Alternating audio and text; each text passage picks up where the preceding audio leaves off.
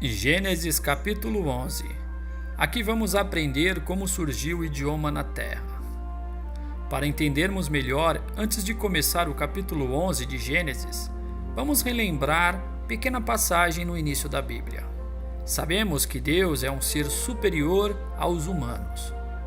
Ele tem o poder e a capacidade de falar, de criar, de se expressar, sentir e decidir as coisas.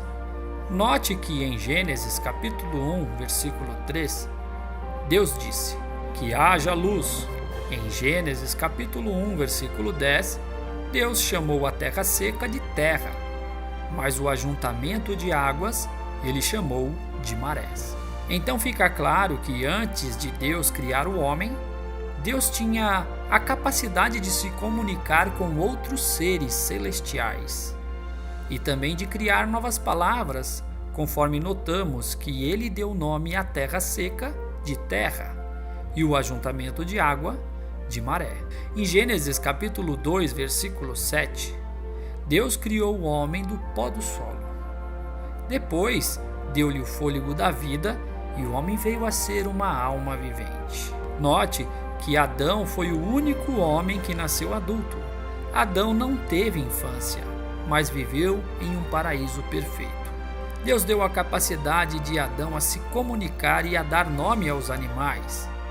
Em Gênesis capítulo 2, versículo 20, diz que Adão deu nome a todos os animais. Não se sabe ao certo qual era o idioma de Adão, mas até então falava-se um único idioma em toda a terra. A prova disso está em Gênesis capítulo 1, versículo 11. Diz que toda a terra continuava a ter um só idioma. Em Gênesis capítulo 11, versículo 2, os homens descobriram um vale de boa aparência para fazer uma cidade. Em Gênesis capítulo 11, versículo 3, mostra que se ajuntaram para fazer tijolos cozidos e a construir casas, usando betume como argamassa. Isso mostra também uma evolução na construção civil. Em Gênesis capítulo 11, versículo 4, mostra que os humanos se ajuntaram para fazer uma cidade com uma enorme torre que tocasse ao céu. Dessa forma, seriam um destaque em todo o mundo. Assim, não seriam espalhados no mundo. Mas essa não era a vontade de Deus, conforme escrito anteriormente em Gênesis capítulo 9, versículo 1. Ali, quando Noé saiu da arca com seus filhos, foi dado uma ordem para que a terra ficasse cheia de humanos. Não era a vontade de Deus tumultuar uma nação em um único lugar. Em Gênesis capítulo 11, versículo 5, Deus desceu então para ver a cidade que os homens tinham construído e a torre. Em Gênesis capítulo 11, versículo 6, confirmam que os humanos eram um só povo, com um só idioma. Em Gênesis capítulo 11, versículo 7, então Deus resolveu confundir ali o idioma, criando línguas complexas, diferentes para cada povo. Dessa maneira, não seria capaz de continuar a construção, pois um não entenderia o outro, e assim seria concretizado o propósito de Deus para que os humanos se espalhassem na terra. Afinal, haveria muitas profecias para se cumprirem, e assim que deveria ser. Em Gênesis capítulo 11, versículo 9, por isso a cidade recebeu o nome de Babel, que significa confusão, porque Deus confundiu ali o idioma de toda a terra, de modo que Deus os espalhou por toda a terra. Observações extras. Alguns até zombam do relato bíblico de Babel. Um escritor afirmou, até mesmo um rabino chamou de uma tentativa ingênua de explicar a origem das nações. Mas por que alguns não acreditam neste relato da Bíblia sobre Babel?